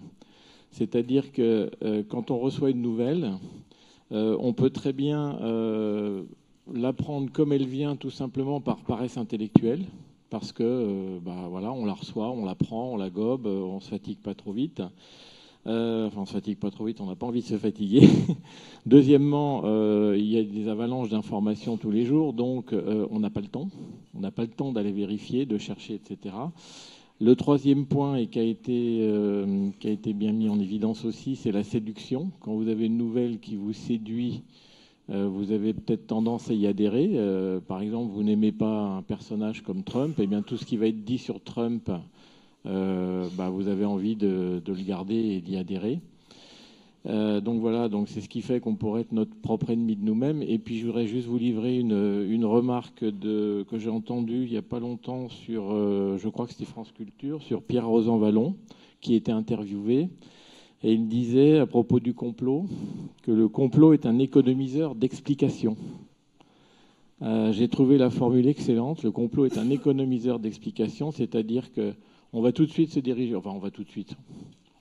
Certaines personnes peuvent avoir tendance à se diriger directement vers la théorie du complot parce que c'est très confortable. On se réfugie derrière, on va dire oui, mais c'est pas net, il y a anguille sous roche, etc. Et c'est vraiment un économiseur d'explications. Merci. Un élément de réponse, c'est qu'on doit tous se méfier de notre aisance cognitive. Dès que quelque chose nous paraît facile à penser, facile à comprendre, on sait bien que le monde est compliqué, donc c'est que sans doute on n'a pas compris en fait.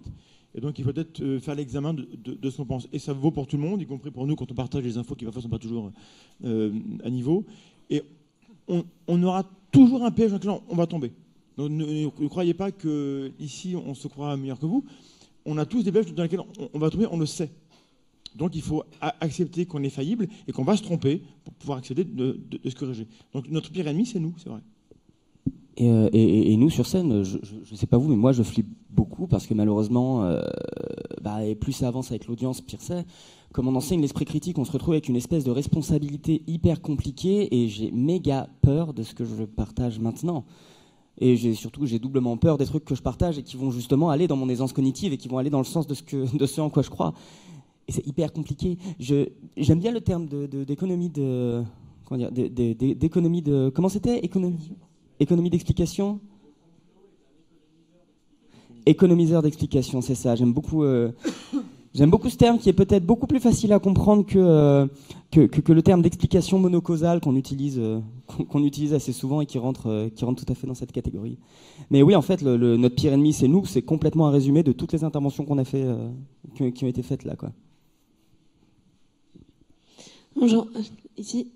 J'ai une question par rapport au concept même de fact-checkers et dans ce contexte-là, j'aimerais savoir ce que vous pensez des régulations et des tentatives de normes que sont en train de mettre Facebook à la suite de l'élection présidentielle de 2016. Est-ce que ça vous semble pertinent ? Est-ce que ça vous semble être juste un pas en avant ou quelque chose d'assez artificiel ? Je n'ai pas d'avis définitif. Je me réfugie dans mon scepticisme qui est mon école de pensée. Comme on l'a dit, le vrai enjeu, c'est dans la tête des gens. Ce n'est pas le réseau et sa structure en elle-même qui va résoudre les choses. J'ai cru comprendre qu'en plus, Facebook voulait mettre en avant les contenus partagés par les amis, ce qui va amplifier les bulles, ce qui est l'inverse de ce qu'il faut faire. On a la loi anti-fake news faite au gouvernement par des élus obsédés par les élections, ils pensent qu'à ça. Donc ils mettent en place des stratégies de protection des élections pour éviter les influences externes. Je ne dis pas que c'est pas bien, mais ce n'est pas le cœur du problème, à mon avis. Le cœur du problème, c'est qu'il faut que les gens soient autonomes. On est mal autonome. Même ici, on s'arme comme on peut, on est mal autonome. Il y a des gens qui savent très bien utiliser nos failles. Ils communiquent très bien. Et les très bons communicants vont continuer à nous manipuler.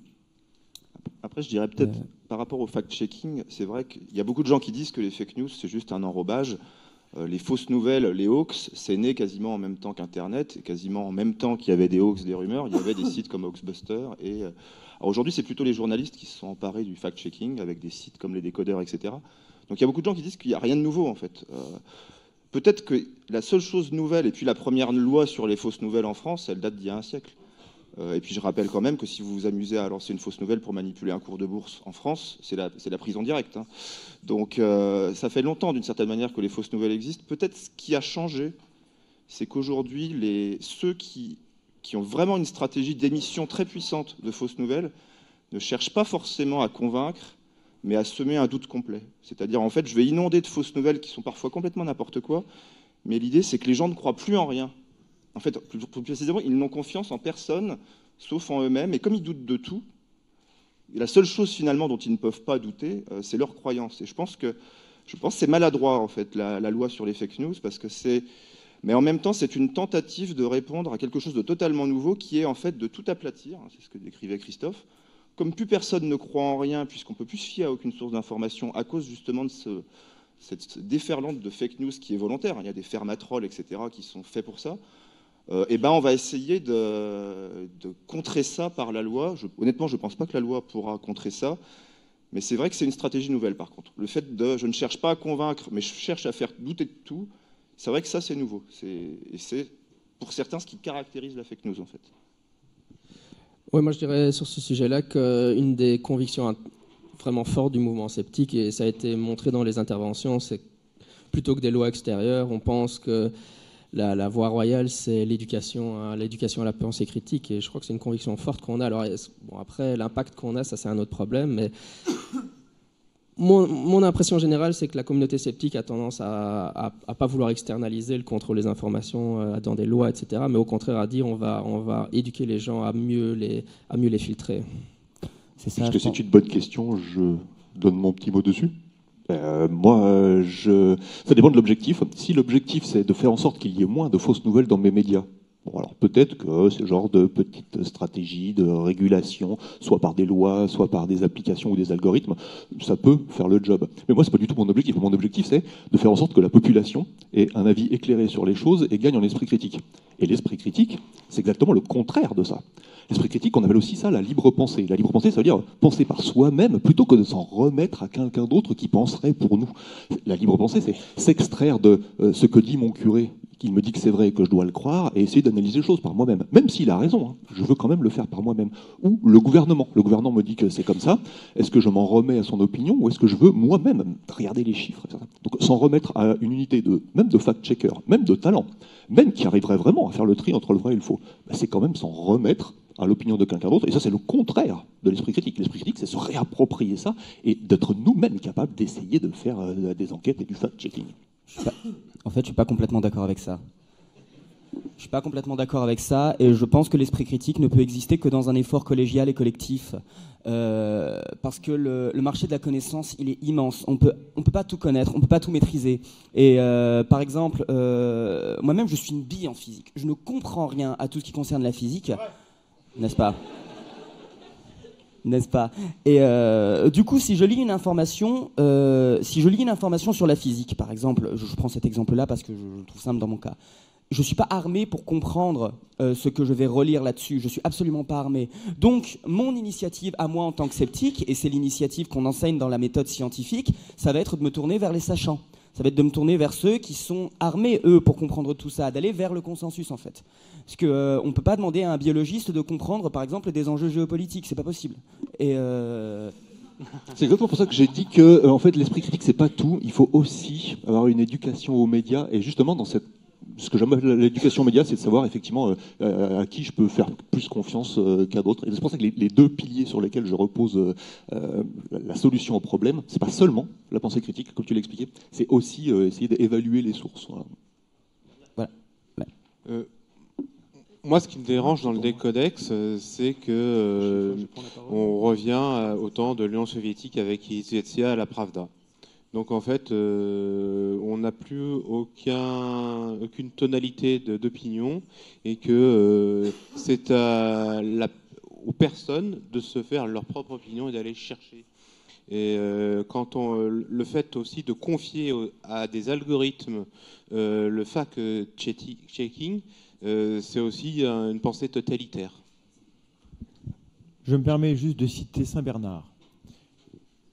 L'autodidacte pourrait avoir un sceau pour mettre. C'est-à-dire que si je m'illusionne sur ma capacité à comprendre quelque chose, peut-être vaut mieux que je lise le décodex quand même. Voilà. Pour autant, le décodex, il n'est pas neutre, mais il prétend qu'il l'est. Et là, le problème. Moi, je me souviens quand j'ai vu arriver le décodex et les décodeurs, parce que les décodeurs sont arrivés avant, mon premier réflexe, ça a été qui décode les décodeurs. Ouais. Voilà. Et il n'y avait personne à l'époque pour décoder les décodeurs, ce qui était un peu problématique. Il ne faut pas perdre de vue qu'il faut effectivement décoder le décodex et décoder le décodeur. Alors c'est une mise en abîme qui ne finit jamais, mais oui, il ne faut pas... C'est exactement ce que dit Christophe, ce n'est pas le décodex qui doit vous dire ce qui est vrai ou ce qui est faux.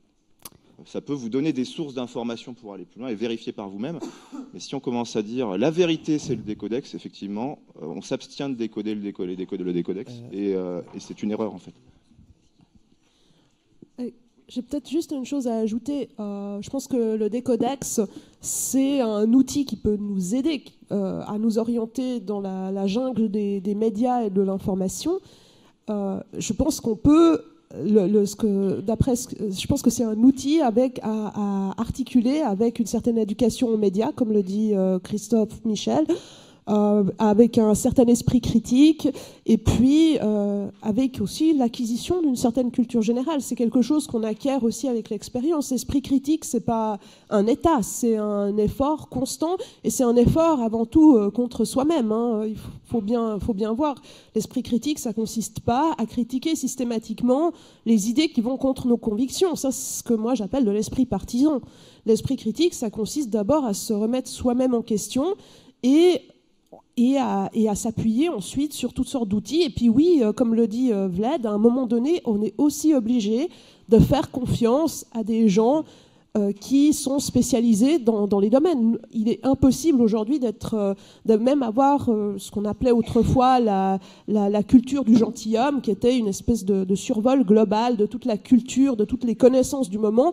Aujourd'hui, même un spécialiste ne peut plus avoir une connaissance exhaustive de son propre domaine, alors encore moins d'avoir une connaissance même superficielle des autres domaines autour. C'est ça, la connaissance maintenant, c'est tellement vaste. Il y a un graphique super sympa avec un grand cercle qui représente la connaissance humaine et qui grossit. Et du coup, sa surface grossit de plus en plus. Alors quand on veut se spécialiser, on est obligé d'aller vers le plus en plus spécifique. Et il y a juste un truc par rapport à cette question, un mot qui revient très très souvent quand on parle d'esprit critique et qui, j'avoue, me dérange un tout petit peu, c'est le mot opinion. Parce que certes, il faut valoriser l'opinion, la liberté d'expression c'est extrêmement important, la liberté de penser c'est capital, c'est essentiel, mais il y a une citation que j'avais trouvée assez marrante qui est sortie dans un de nos lives qu'on a eu, c'était la liberté d'expression s'accompagne de la responsabilité de fermer sa gueule. En gros, ouais. Non, que personnellement j'aime bien. Il y a certains trucs sur lesquels le terme d'opinion est profondément problématique parce que le monde réel il existe néanmoins et on aura beau avoir toutes les opinions qu'on veut sur ce monde réel, et ben la réalité elle est là, qu'on le veuille ou non. J'aurais beau avoir envie de m'envoler, j'aurais beau avoir envie de croire que la gravité ça n'existe pas, mon opinion ça aura beau être ça, si je jette cette bouteille en l'air, eh ben je vous garantis qu'elle va retomber. L'empirisme. Voilà.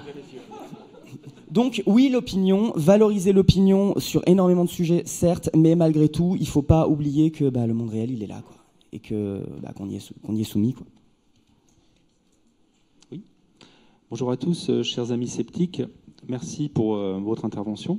Je suis sceptique moi-même et de l'Observatoire zététique grenobloise, une association locale. J'aurais une question pour Ariane Beldi sur la fin de ton intervention. En fait, je suis ici.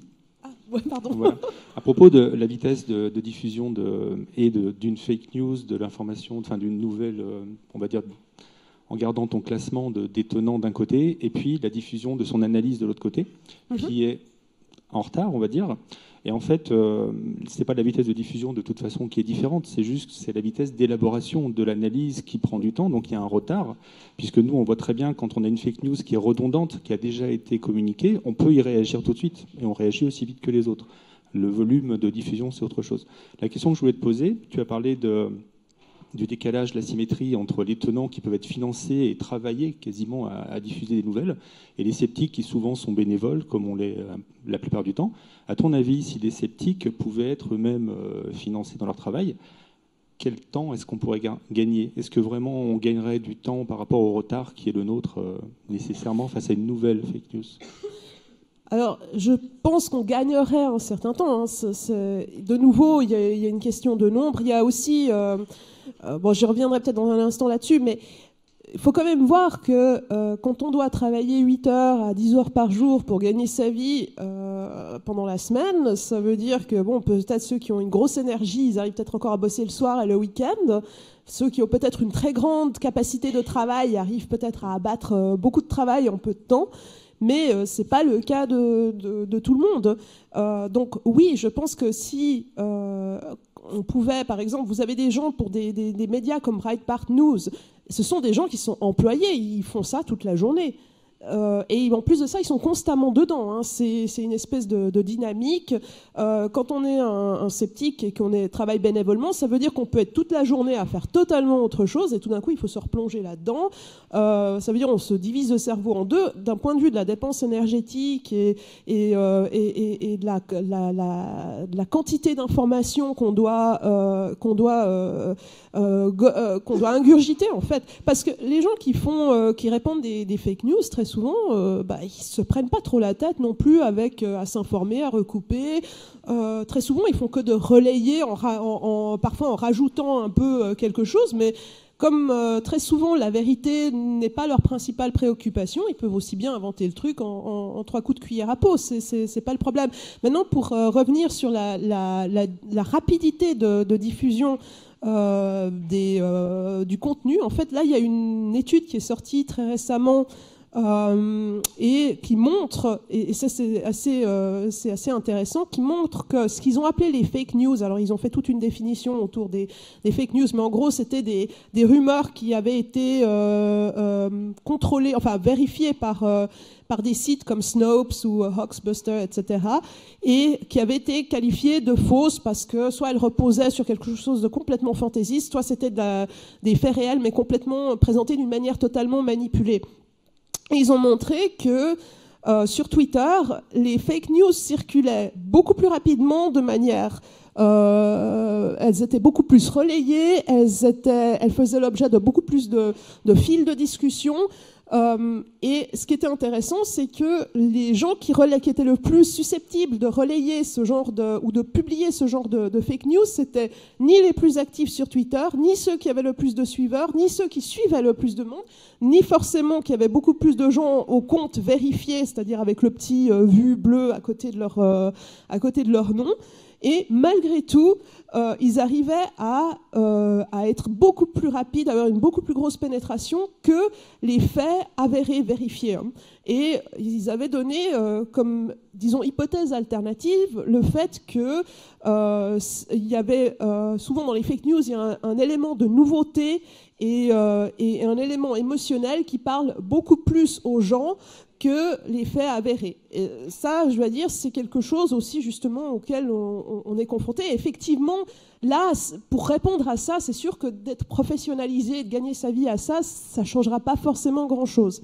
Mais c'est une question qui est vraiment multifactorielle et qui est très complexe. Simplement, je pense effectivement qu'avoir plus de temps pour pouvoir le faire, ça aide quand même beaucoup, en fait. Et puis surtout d'avoir plus d'argent aussi.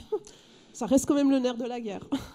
Le truc par rapport à Twitter, c'est que au tout début, quand j'étais sur YouTube, où je m'intéressais un petit peu au community managing et à savoir quand partager mes trucs, quelle était la durée de vie, notamment la durée de vie d'une information sur les réseaux sociaux, j'avais appris à l'époque, et ça a sans doute changé parce que maintenant j'avoue que ça m'emmerde en fait le community managing, mais la durée de vie d'un tweet, c'est quelques heures seulement. C'est très très très très court. La durée de vie d'un post sur Facebook, c'est 1 ou 2 jours. Quelque chose comme ça, avant qu'il disparaisse et qu'on ne le voit plus. Et le truc, c'est que justement, retweeter quelque chose, c'est quelque chose qui va propager une information, et le temps du retweet, c'est un temps très court. Le temps de la science et de la vérification, c'est d'une longueur. C'est hyper long, le temps de la vérification. Et il y a une citation, j'aime bien m'exprimer par citation, parce que ça me permet de donner les mots de gens qui sont plus brillants que moi, mais un mensonge a le temps de faire le tour du monde que la vérité n'a pas fini de mettre ses bottes. C'est Mark Twain, tout à fait. Et ça, c'est extrêmement vrai. Et le fait justement de pouvoir se professionnaliser dans l'esprit critique, dans la vérification d'informations, ça fait qu'on va avoir des gens qui potentiellement par exemple, vont pouvoir prendre plusieurs heures dans leur journée, se dire, allez, cette fausse information-là, je la vérifie. Et faire le travail long et compliqué de vérifier l'information, de recouper les informations, de lire les analyses, de lire même les méta-analyses, des trucs qui sont hyper compliqués, et ça nécessite vraiment d'être professionnel. Je me rends compte maintenant que Mandax, donc mon collègue sur la tronche en biais, est professionnalisé là-dedans. Il est employé par la STEC, donc notre association, l'Association pour la science et la transmission de l'esprit critique.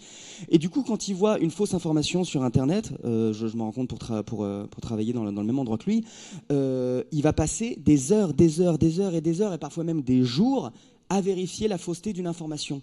Le temps qu'il a fait ça, combien de personnes ont propagé l'information fausse qu'il a vérifiée? Des centaines, des milliers, des centaines, des dizaines de milliers. C'est colossal. Et cognitivement, il y a des études qui ont montré qu'on a tendance à retenir plus facilement la première information qu'on a reçue. C'est redoutable, ça. Alors, le fait d'avoir de plus en plus de personnes qui vont pouvoir se professionnaliser dans l'esprit critique, ça va permettre d'aider ça, je pense. Je pense. Si tu veux en parler un tout petit peu avant de ça. Non, c'est l'heure de la fin. Ok, bisous.